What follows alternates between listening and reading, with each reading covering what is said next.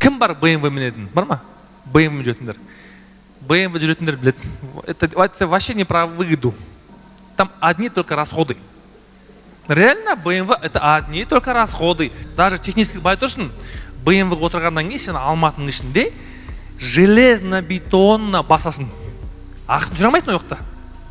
Потому что ақыран бір айдайын десең, BMW-ның креслосында функция бар, көт қышу деген.